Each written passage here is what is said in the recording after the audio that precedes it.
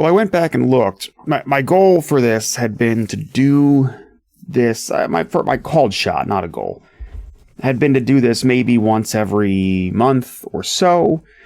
I went back and looked. The last one was episode 55. So this, I believe, is going to be episode 68. So, that was like early August. This is like mid to late September. It's pretty good. 6-7 weeks. Anyway, so some recommendations.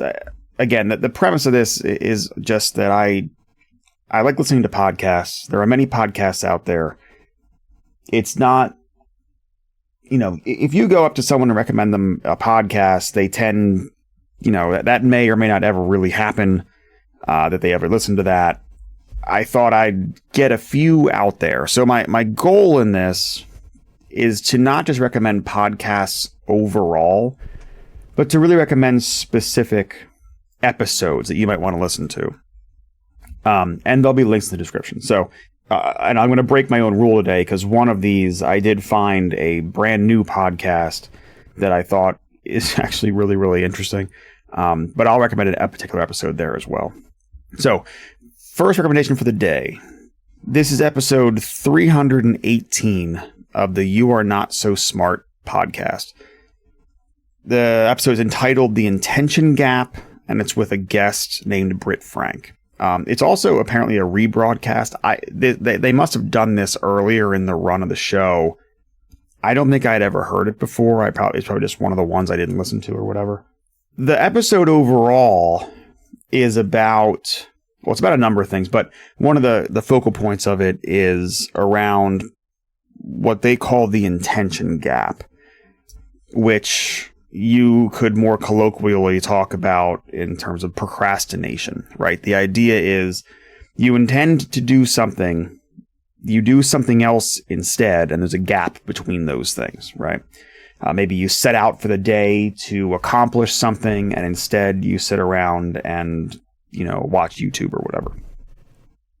But there's some pieces in here that I thought were really interesting.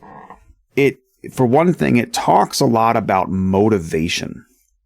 And not to be too echo chambery about it, but one of the things that the guest says is sort of reminiscent of some of the stuff I've talked about on this show. I've talked a couple times about how to get motivated to do things and inspiration versus grinding through things. One of the things that she brings up, at least physiologically, motivation doesn't happen before doing the thing. It happens as a result of doing the thing. So the idea being, and this sort of plays into what I've talked about before on here, one of the things I'm very interested in is, let's say you have an overall life goal or aspiration or whatever. And I often talk about it in terms of being a creative type. So let's say you want to, I don't know, record a song or something, or record an album. And a lot of creative types, myself included, will often sit around and wait for motivation or inspiration to strike before going down that road. And one of the things she says is that actually motivation happens afterwards. So it's more important to, you just get started, even if the thing you're starting with kind of sucks. And then as you get into it, you will become physiologically motivated to keep going. So that, among many other things discussed in here, really good episode. I can see why, he rebroadcasted this one and brought it up again. It's a fascinating one. So check that out if any of that sounds kind of interesting. Second recommendation, and this is where I'm going to break my own rule. I came across this podcast called Love Factually. And I'm just loving this show. So the general premise of this show is that they watch a movie, usually some sort of romance or romance adjacent movie.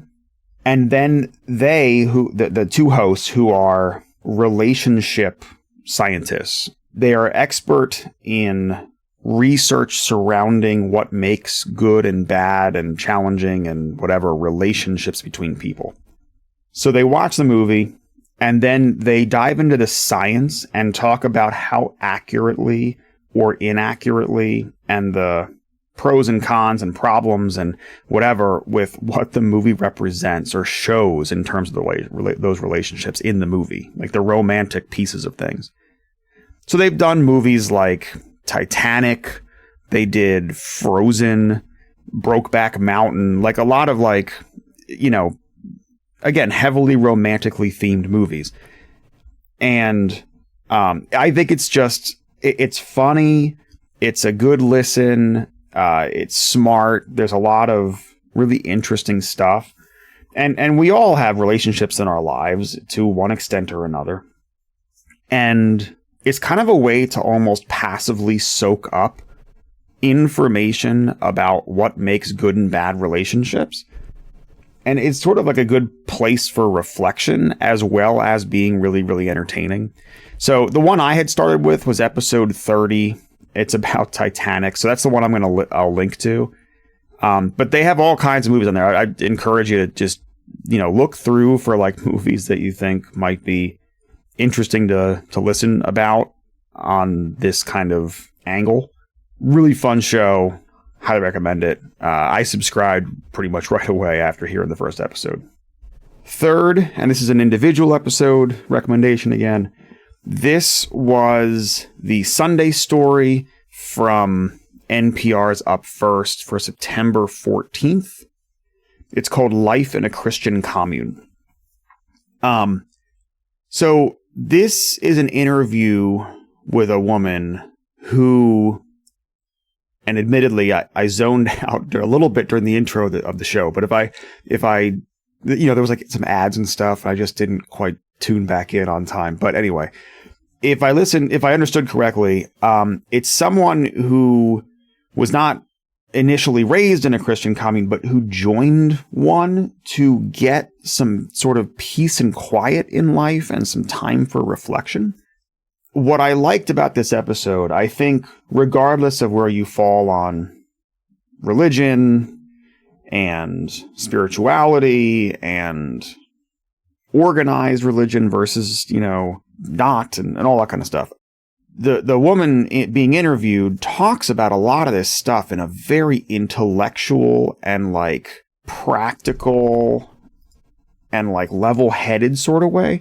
This is not someone who's, necessarily trying to convert anybody to anything. Through a lot of it, it's not even particularly clear how religious she actually is. It's just that she was looking for a change of pace and a way to zero in. And one of the things that she talked about, and this is something I've been trying to find a way to articulate for a long time, and the way she articulated I thought was just perfect.